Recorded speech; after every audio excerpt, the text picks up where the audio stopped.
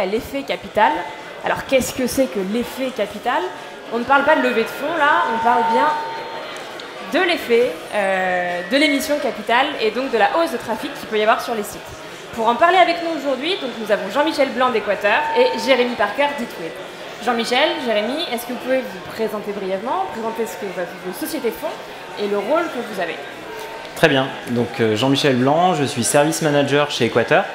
Donc c'est-à-dire que je m'occupe de gérer l'infrastructure IT d'Équateur sur AWS et je m'occupe aussi de la gestion de la production. Équateur, est-ce que quelqu'un connaît Équateur? Une personne, c'est déjà bien. Donc Équateur, nous sommes un fournisseur d'énergie renouvelable en concurrence à EDF et Engie pour chez vous, pour votre logement. Donc on fournit les particuliers et les petits professionnels. Nous fournissons uniquement de l'énergie renouvelable. On accompagne nos clients dans l'autoconsommation de l'énergie. Et en moyenne, nos clients font 100 € d'économie par an. Quel est ton rôle juste chez Donc service manager, je m'occupe de l'infrastructure IT et de la production. Ok, Jérémy. Alors bonjour, moi c'est Jérémy Parker, donc je suis CTO chez Itwiz. Donc Itwiz, je ne sais pas si grand monde connaît ici. Avant ça on s'appelait Visit, peut-être que ça vous parle un peu plus. Et c'est d'ailleurs sous ce nom-là qu'on est passé sur Capital. Donc nous, en fait, on est une marketplace, on met en relation une communauté d'hôtes à travers le monde et une communauté de voyageurs qui a envie de manger local avec des locaux. Donc on est présent dans 130 pays aujourd'hui et on est actif sur différents types de repas, donc le dîner, le déjeuner, les cours de cuisine, les food tours, et on fait aussi des événements privés, on organise pas mal de choses. Donc moi en tant que CTO, je gère toute la partie IT chez Itwiz. J'ai une petite équipe et on manage à la fois un site web, des API pour des partenaires et c'est à peu près tout. Ok, parfait. Alors vous avez tous les deux vécu l'effet capital avec vos sociétés. Comment est-ce que ça s'est passé? En quelle année c'était? Est-ce que vous pouvez nous raconter un petit peu le contexte de l'effet capital? Je commence. Pour nous, pour Équateur, l'effet capital, c'était le 11 mars 2018, donc il y a à peu près un an. Donc on a été prévenu un mois en amont, un mois de délai de prévenance, le tournage et l'émission. Donc c'est une émission qui dure une vingtaine de minutes. Donc c'est super, c'est une belle mise en avant de la société, de notre service. Donc je souhaite à toutes les startups qui sont ici d'ailleurs d'avoir cette même visibilité. Est-ce que je parle de chiffres tout de suite? Pour tout le monde ou que pour moi? Est-ce que je parle du chiffre tout de suite? Donne-nous quelques chiffres sur qu'on puisse mesurer vraiment l'effet capital. Est-ce que ça... Donc nous on est passé à 21 h, donc au début de l'émission. Capital, on a eu 28 000 utilisateurs en 1 heure, 28 000 visiteurs en 1 heure. Donc plus de 3500 appels au service client, 350 chats, plus de 1700 requêtes par seconde pour ceux qui ont une fibre plutôt technique. Donc en gros c'est entre 100 et 1000 fois plus de trafic qu'à l'habituel. Et je voulais juste ajouter un truc, c'est vrai, en gros ça nous a apporté 1000 nouveaux clients. Alors pour Itwiz, l'effet capital c'était il y a 2 ans maintenant. On avait été prévenu un peu plus en amont, parce que nous on a fait le tournage en février pour un passage début juillet. À ce moment-là, en fait, on était chez nous en pleine transition vers le cloud. On n'était pas encore chez AWS à ce moment-là, donc c'était aussi une motivation pour nous pour passer chez AWS et un vrai baptême du feu pour notre nouvelle infra. Quand on est passé, nous pour le coup, c'était plutôt en milieu d'émission. Le trafic, grosso modo, il fait x1000 en l'espace de 30 secondes, même pas. On est passé, pour ceux qui connaissent un peu les RPM, serveurs, HTTP, etc., on est passé d'à peu près 200-300 RPM pour un dimanche soir classique à 260 000. Donc une montée en charge assez violente et sur la base de données, pareil, on passe d'une vingtaine de requêtes SQL secondes à 4000 requêtes SQL secondes en pic. Donc ça fait des charges assez colossales. Chez nous, ça n'a pas généré une surcharge sur le support trop importante, puisqu'on est une vraie marketplace, donc on met vraiment en relation des gens. Donc c'est notre communauté qui a géré, qui a dû amortir en fait cette charge. Mais par contre, ça a demandé pas mal de préparation côté IT et côté produit. Et alors justement, côté préparation, vous avez tous les deux eu des périodes relativement différentes, plus ou moins courtes, pour vous préparer à la montée en charge colossale de l'émission, enfin, provoquée par l'émission. Comment est-ce qu'on se prépare à ça, que ce soit humainement, en termes d'architecture IT, comment est-ce qu'on se prépare à cette montée? Alors déjà, la première chose qu'on a faite, c'était de faire un état des lieux, donc un benchmark, pour voir où on était au niveau de la performance de nos applications. Ça, c'est la première étape. Suite à ça, on a pu travailler sur des points de contention, des goulots d'étranglement qu'on a vus dans notre application. Donc on a traité, on a mis en place du cache, on a mis en place des timeouts vraiment sur les différentes applications. Suite à ça aussi, on a mis un service sur AWS qui est bien pratique parce qu'en quelques clics, ça se met en place. C'est un CloudFront, donc c'est un CDN, un Content Delivery Network. Rien qu'en mettant en place cette partie-là, on a gagné plusieurs dizaines à centaines de millisecondes sur certaines requêtes. Donc ça, c'était bien appréciable. Ce qu'on a fait aussi, c'est on s'est dit qu'est-ce qu'on veut montrer à nos clients pour l'émission. Donc on a balisé un parcours utilisateur pour enlever, en fait, vu le temps qu'on avait pour préparer l'émission, on avait un mois, on a enlevé les parties qui consommaient beaucoup de CPU, enfin qui étaient assez gourmandes, pour se concentrer sur un parcours utilisateur spécifique. Donc on a caché certaines fonctionnalités pour vraiment fournir les fonctionnalités de base avec le devis, les souscriptions et toute cette partie-là. Donc on a travaillé comme ça pour avoir des résultats plus intéressants. On a refait des séries de bench derrière pour valider que ce qu'on avait fait était valide. Après, on a travaillé aussi sur de la scalabilité verticale et horizontale de nos applications. Donc on a mis plus de 60 serveurs en front et plus de 60 serveurs en back aussi pour absorber cette charge. Donc ça, c'est une possibilité qui est offerte grâce au cloud parce qu'on les a utilisés le temps de la soirée plus quelques jours après parce que le trafic était quand même élevé pendant plusieurs jours. Mais c'est vrai que c'est un investissement que sur cette durée d'événement, donc spécifique à ça. Et vous êtes passé au cloud pour l'événement ou c'était déjà le cas avant? Alors non, nous, on a lancé notre service Équateur en 2016 et on était déjà cloud native, donc on était directement sur le cloud dès le départ, ce qui est un peu différent de Jérémy. Oui, alors nous, on n'est pas non plus passé sur le cloud juste pour cet événement-là, mais c'est vrai que c'était un bon déclencheur et un bon accélérateur. Ça a permis de valider aussi un certain nombre de choses, mais nous, de la même manière pour se préparer, on a eu certes un peu plus de temps, mais il a fallu aussi faire la transition intégrale de toute l'infra. Et puis, on est une start-up, on était 3 développeurs à l'époque, donc il faut continuer à livrer de la feature en même temps, donc ça n'a pas forcément été non plus très facile. Et si je me souviens bien, grosso modo, on a passé les 2 dernières semaines avant à faire des benches, à faire des tests de perf vraiment poussés, et c'est là qu'on a pu valider que ce qu'on avait fait avant, un peu dans le dark, passait. Donc ce qu'on a fait nous, c'est en fait on a une architecture qui est qu'on a passé en full stateless, ce qui nous permettait de scaler horizontalement de manière quasi infinie, on va dire. Et puis de mettre en cache tout ce qui était possible de mettre en cache. Donc pareil, on a mis aussi en place un CDN et on s'est arrangé en fait pour que la quasi-totalité de ce que les clients allaient voir soit présent en cache. Donc pour ça, on a aussi fait un peu de cache warming en début de soirée, où on avait scripté des appels à quasiment toutes les URL possibles de notre site, de manière à préchauffer le cache, s'assurer que tout ça se soit déjà dans le cache et que le TTL ne soit pas expiré au moment où les gens allaient se pointer. Du coup, ça c'est ce qu'on a fait donc, juste le soir même. Et avant ça, les décisions qu'on a pu prendre, ça a été de désactiver certaines fonctionnalités aussi qui sont un peu gourmandes.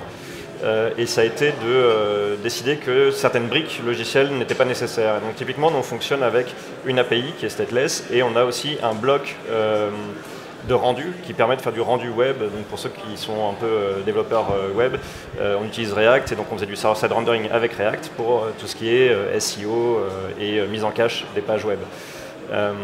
Et donc cette brique-là, elle est complètement optionnelle en fait. On peut charger notre application directement depuis le CDN ou depuis S3 et ça fonctionne quand même. Donc on a décidé de couper intégralement cette partie-là, qui n'était pas nécessaire pour la soirée, et de se concentrer uniquement sur la scalabilité des API et des bases de données. Donc ça, c'était pour nous le gros challenge. Peut-être juste pour ajouter un point par rapport à ce que tu dis, et suite en un mois, on a fait quand même pas mal de modifications aussi sur notre infrastructure et suite à ces benches. Et on a voulu valider tout ça aussi par un audit de sécurité.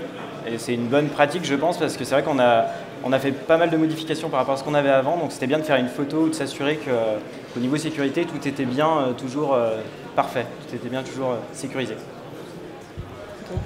Et du coup, tu parlais de fonctionnalités que vous avez choisies. Avant d'adapter son infrastructure, est-ce qu'on fait un parcours utilisateur classique pour voir comment on se débarrasse de tout ce qui est superflu? Effectivement, on s'est dit dès que les téléspectateurs sont devant leur écran, nous en fait ce qu'on s'est dit déjà, c'est on a fait des estimations. Il y a environ 2 millions de téléspectateurs devant Capital. Donc on s'est dit, il y a 10% des personnes qui vont utiliser leur smartphone et qui vont regarder notre site.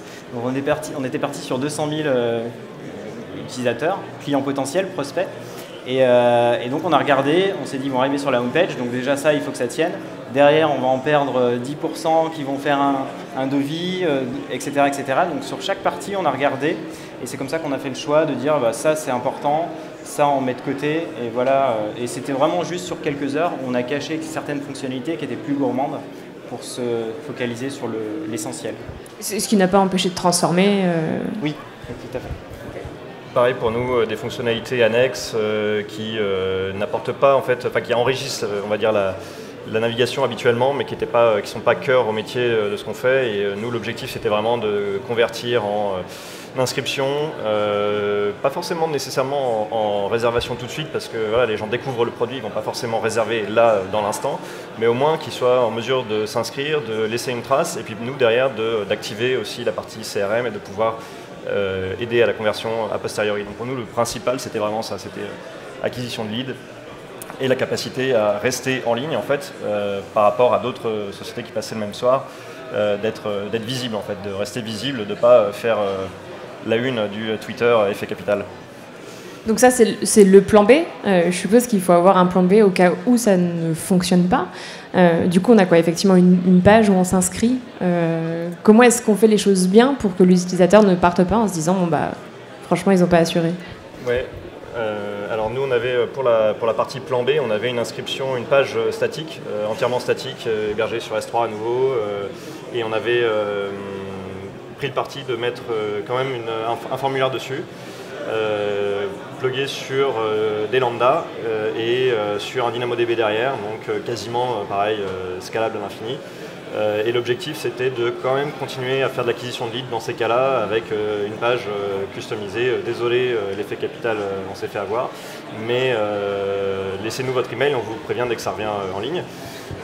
On n'a pas eu à la sortir. Notre designer qui avait passé pas mal de temps à faire quelque chose de vraiment joli avec une animation très sympa et tout ça, n'a pas eu l'occasion de voir son œuvre en ligne. On l'a gardé dans un tiroir, on la garde pour le jour où on en aura besoin. De notre côté, c'est un petit peu la même chose. Donc, au début, on s'est dit on va pas avoir un plan B, on va avoir plusieurs plans B. Et en fait, après, on s'est dit non, c'est pas possible parce que c'est vrai que le trafic, comme le disait Jérémy, il arrive en moins de 2 minutes, tout le monde se connecte. Donc le pic, il est là. Donc on n'a pas le temps d'enlever certaines fonctionnalités ou de faire plusieurs choses. Il y a un plan B. Donc pour nous, le plan B, c'était aussi un formulaire de délestage, on peut dire. Et également une page personnalisée, une page d'erreur 500 personnalisée, au moins pour éviter l'effet disgracieux https://equator.fr et internal server error, quoi. Alors là, sur les réseaux sociaux, on aurait perdu toute crédibilité, c'était pas possible. Et donc on s'était dit, on personnalise nos pages d'erreur. Et ça, c'est des choses qui sont possibles avec l'outil CloudFront, par exemple, avec un CDN. Et du coup, c'est bien d'anticiper, mais comment est-ce qu'on se met dans les conditions du réel avant que l'émission soit live, les stress tests, ce genre de choses? Comment est-ce que ça s'est passé pour vous? Nous, on avait prévu donc, de stress tester. Alors, on avait fait ça, encore une fois, on a pris 2 semaines pour faire ça, donc c'était assez rapide, parce que derrière, il fallait aussi itérer. On avait décidé de tester principalement une activité de lecture sur le site. Donc, des gens qui découvrent le produit, qui viennent, qui vont arriver sur le site, faire une recherche, regarder quelques pages d'événements, d'expériences, et derrière, peut-être s'inscrire. On avait un autre aspect aussi, c'est qu'on avait pas mal de téléchargements d'applications. On a eu beaucoup de téléchargements d'applications ce soir-là. Et donc là, par contre, sur l'application, on a un formulaire d'inscription qui s'affiche assez rapidement dans le process. Donc finalement, on a eu aussi beaucoup d'écriture. Et ça, c'est quelque chose qu'on avait peut-être un peu sous-estimé au moment de faire justement nos stress tests. Donc ça, c'est la partie qui nous a un peu manqué. Mais globalement, c'était de lancer des stress tests. Alors pour le faire, on l'a fait de plusieurs manières. On a utilisé des serveurs à nous. On a aussi allumé des serveurs chez AWS pour pouvoir faire tourner des outils de stress test. Et puis on a utilisé des outils en SaaS. On a utilisé plusieurs outils. On a utilisé Gatling, on a utilisé Artillery pour simplement faire des parcours, scripter des parcours avec des montées en charge progressives ou des montées en charge justement avec des grosses marches de trafic. Et en fait, ce dont on voulait nous s'assurer, c'était que la montée en charge en trafic se traduisait par une montée en charge linéaire sur notre infrastructure pour que, par une règle de 3 basique, on puisse dire ok, on s'attend à tant de trafic, on va mettre tant de serveurs et ça va passer. Et on ne s'est pas trop planté. Pas trop. Pas trop. Et nous, de notre côté, on s'est préparé en 2 semaines de benchmark. On a mobilisé les équipes sur le sujet, ce qui n'est pas forcément évident par rapport aux autres projets qui étaient aussi en roadmap, et on avait d'autres échéances qui n'étaient pas forcément liées à ça, mais c'est pas simple de faire la part des choses. Donc c'est vrai qu'on a passé des journées et des nuits quand même pour préparer tous ces benches, tous ces tests. On a fait nos tests sur les environnements de pré-production pour ensuite aussi les faire en production. C'est intéressant de les faire en conditions réelles pour éviter de tomber, d'avoir oublié quelque chose. Donc pendant ces 2 semaines, on a fait plein de tests sur les 2 environnements et en mode cible pour s'assurer qu'on avait enlevé tous les verrous qui pouvaient être là. Et au-delà de l'IT, une émission comme ça demande forcément aussi de se baquer en hommes, en moyens humains, en termes de recrutement, de ressources, etc. Comment est-ce que vous avez géré ? Donc de notre côté, on a scalé, si je puis dire, côté service client. Donc nous, Equator, on a un service client. C'est vrai que dans l'énergie, on a des clients qui posent beaucoup de questions.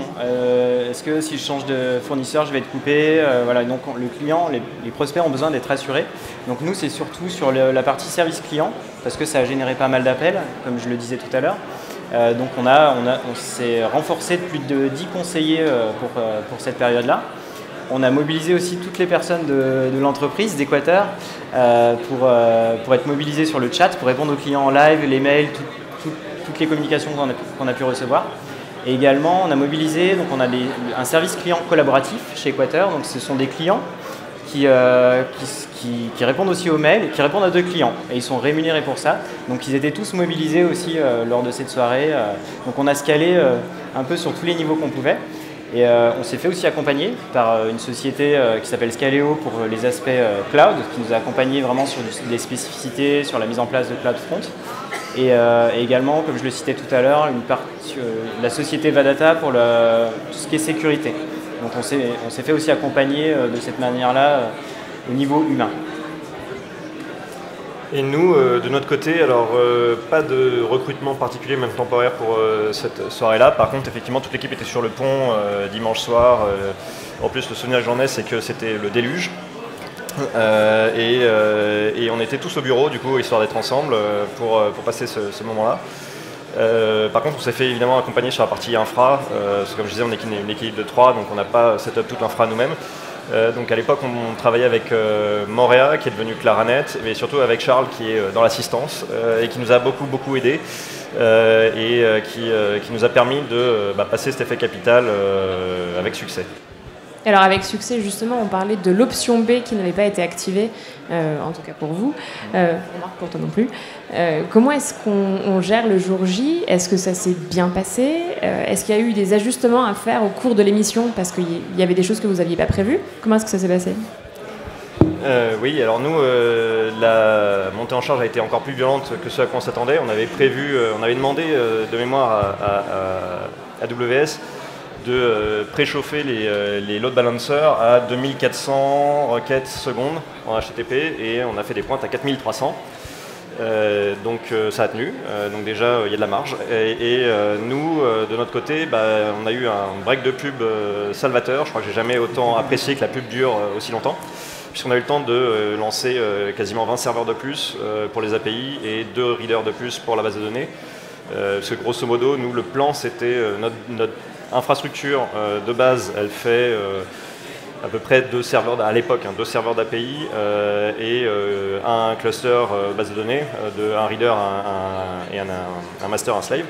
Et ce soir-là, on a fini avec 55 serveurs d'API et 6 réplicas pour la base de données. Donc c'était assez colossal pour nous par rapport à ce qu'on avait l'habitude de gérer. Et nous, de notre côté, on a eu une petite coquille. En fait, c'est vrai que sur le temps qui était imparti, on s'était focalisé sur les aspects techniques et de toute façon, c'était bien ça la priorité. Il fallait que ça fonctionne, il fallait que ça marche. Donc pendant le mois qui s'est écoulé avant l'émission. Et en fait, on s'est aperçu au dernier moment, donc une demi-heure avant l'émission, qu'on avait une grosse faute d'orthographe sur une des premières pages. On a dû relivrer le site. Donc à déploiement, une demi-heure avant le capital, la tension était au maximum dans les équipes. Donc on avait un CC10 qui était visible et on s'est dit on ne peut pas laisser passer ça, c'est pas possible. Et donc on a dû intervenir. Et le conseil que je donnerais, du coup, c'est aussi de sortir la tête de l'eau, de lever la tête du guidon, de prendre un bol d'air et de faire relire ce qu'on a fait, parce qu'il y a les aspects techniques, effectivement, mais l'aspect présentation est bien évidemment très important. Donc c'est la coquille qu'on a eue. Et après, on a aussi eu l'effet page publicitaire, parce que ça fait vraiment... je pense que l'émission dure... le reportage dure 20-25 minutes. Et donc on a vraiment des boss comme un chameau, où on a la baisse dès qu'il y a la coupure pub, et dès que ça reprend, hop, ça repart de plus belle. Donc ça, c'est un effet qu'on a constaté également de notre côté. Et est-ce que l'effet capital a duré autant de temps pour l'une des sociétés que pour l'autre? Et comment est-ce qu'on gère l'après-diffusion de l'émission? Nous, en fait, sur la soirée, le trafic a été quand même très intense sur la soirée. On a évidemment ces 2 énormes pics à quasiment 300 000 requêtes minutes, et puis après ça descend, mais sur la fin de la soirée on a encore à plus de 10 fois notre trafic habituel, et même sur la semaine qui a suivi on a un trafic qui est entre 5 et 10 fois supérieur à ce qu'on fait d'habitude. Donc ça reste assez intense, mais voilà, une fois qu'on a passé le pic de départ, en fait c'est assez facile à gérer d'un point de vue IT. Et sur le reste, pour la partie produit, pour la partie support, chez nous ça s'est plutôt bien passé aussi. Mais c'est vrai qu'il y a des personnes où leurs demandes au support ont pu prendre quelques jours à être entendues. Et pour nous, pour Équateur, donc, nous avons eu vraiment un x100, x1000 dans la soirée. Et l'effet a duré, je dirais, entre 2 et 3 semaines où on n'est pas revenu à notre trafic d'avant. Donc ça nous a fait un vrai bond sur le trafic latent, je dirais, ou le trafic qu'on constate au quotidien. Donc l'effet a duré sur un petit moment. Ouais. Et du coup, comment est-ce qu'on gère l'après? Parce qu'on sait gérer la montée en charge, mais est-ce que l'infrastructure se réadapte automatiquement au fait d'être réduite? Enfin, comment est-ce que ça se passe? Ça se réadapte automatiquement? Oui, en fait, ça se réadapte. Alors là, on avait coupé justement cette adaptation automatique. Mais l'idée, c'est ça se réadapte dans le sens où dès qu'on a décidé de faire baisser l'infrastructure, parce qu'on voyait que les requêtes baissaient, ça descend tout seul, et peut-être qu'il y a un élément dans notre infrastructure qui ne descendait pas tout seul, c'est Redis qu'on avait fait augmenter, et il n'y a pas moyen aujourd'hui de downscaler un Redis sur AWS, donc là ça demande un peu plus de travail. Et de notre côté, donc on avait scalé au niveau vertical et horizontal sur les serveurs d'application. Et au niveau base de données aussi, on a downscalé, si je puis dire, sur ces différentes applications. Et oui, ça s'adapte automatiquement. Et après, il y a des choses qu'on a fait qui n'étaient pas forcément automatisées, comme tout ce qui était, notamment sur les aspects BDD, où il y a des choses qu'on a downgradées un peu plus tard, plus tranquillement, quand le trafic était plus calme. On a pris notre temps, alors que c'est vrai qu'au niveau application, serveur d'application, ça peut se faire à la volée, quoi, de baisser beaucoup plus facilement. Et alors, il y a forcément une question qui se pose, la question du coût. Est-ce que ça coûte beaucoup d'argent du coup, de s'adapter à cette montée-là? Surtout, est-ce que le ROI est bon ou pas? Alors nous, d'un point de vue infrastructure pure, ça coûte quasiment rien, c'est peanuts. parce que je crois que pour la soirée, on en a eu pour 350 $ pour gérer x 1000 en termes de trafic, donc c'est vraiment rien. Après, le switch sur le cloud, on avait déjà prévu, c'était déjà budgété, ça fait pas vraiment partie de cet exercice. Et la partie optimisation préalable et bench préalable, finalement c'est quelque chose c'est un investissement parce que c'est quelque chose aujourd'hui encore on s'en sert, on sait que on a des points forts sur notre infra qu'on connaît. On est encore passé à la télé il y a quelques semaines sur M6 à nouveau et l'autoscaling marche tout seul et ça marche très bien et on sait que ça tient en fait, on n'a pas de questions à se poser sur ce sujet-là, donc finalement je dirais que d'un point de vue même humain en fait c'était pas coûteux au-delà du raisonnable et pour nous en tout cas ça a été un investissement vraiment bénéfique. Et pour nous, donc, le mois de préparation où on avait des machines injectrices sur les différents environnements plus la soirée, ça nous a coûté au niveau infrastructure 2 300 $ en plus d'une facture mensuelle classique. Donc le ROI est très bon pour nous parce qu'on a gagné 1000 clients pour dépenser cette somme. Et derrière, effectivement, on a aussi eu des mises en avant sur le 20h de TF1, celui de France 2, des passages radio et ça a été bénéfique, tout ce travail qui a été fait a été bénéfique pour nous pour la suite. Okay. Et s'il y avait, on n'a plus beaucoup de temps, s'il y avait une erreur que vous avez commise, que vous auriez dû ne pas faire, laquelle serait-ce ? Alors nous on a eu un souci sur la soirée et c'était pas lié à tout ce qu'on a fait, c'était des choses qui étaient un peu en dehors de notre mainmise, c'est Google Google Autocomplete qui nous a lâché, on a explosé les quotas sur la soirée en l'espace de quelques minutes et du coup nos recherches qui sont normalement auto-complétées à l'époque en tout cas par Google ne l'étaient plus, ça n'empêchait pas le site de fonctionner, mais c'est vrai que du coup quand on commençait à taper Paris, on n'avait pas la petite liste avec les résultats. Donc c'est la seule chose en fait qu'on conseillerait, c'est peut-être de voir aussi à ne pas reposer en fait sur des partenaires dont on pense qu'ils vont tenir la charge, même si on les a contactés avant, même si on leur a demandé un quota supplémentaire, etc. C'est pas, tant qu'on n'a pas vraiment un accord de leur part, c'est tacite, on va dire, c'est pas forcément garanti, et pour nous ça l'était pas en tout cas. Et effectivement, ouais, on fait beaucoup attention à nos dépendances internes et à tout ça, mais les dépendances externes sont importantes. Et nous, la coquille, c'est ce que je vous citais tout à l'heure sur cette fameuse faute d'orthographe dont on s'est aperçu au dernier moment. Donc n'hésitez pas à refaire lire à vos collègues ou un regard extérieur pour éviter ça. Et du coup, s'il y avait un délai idéal pour pouvoir préparer l'effet capital, ce serait combien de temps ? Ça va vraiment dépendre, je pense, de la taille de l'équipe et du type de SI, mais je pense qu'un bon mois, c'est vraiment nécessaire. Un petit peu plus d'un mois, j'aurais apprécié. Je pense que les équipes auraient apprécié pour bien se reposer sur les résultats des tests, des benches, et puis se poser et faire ça de manière peut-être un peu moins condensée. On aurait peut-être vu cette erreur, cette faute d'orthographe, si on a levé les yeux moins fatigués suite aux jours et aux nuits qu'on a travaillé. Okay. Et du coup, juste dernière question, est-ce que vous auriez un conseil pour les startups qui vont avoir la chance de passer à la télé bientôt ? Pour moi, la première chose à faire, c'est de mettre en cache tout ce qui peut être mis en cache et que ce soit aussi d'un point de vue applicatif, c'est-à-dire qu'on pense beaucoup aux assets, on pense beaucoup à tout ce qui est statique, mais en fait, il y a beaucoup de choses qui n'ont pas besoin d'être live sur le site web et typiquement des informations qui peuvent être mises en cache très facilement dans un Redis ou un truc comme ça, même pendant quelques minutes.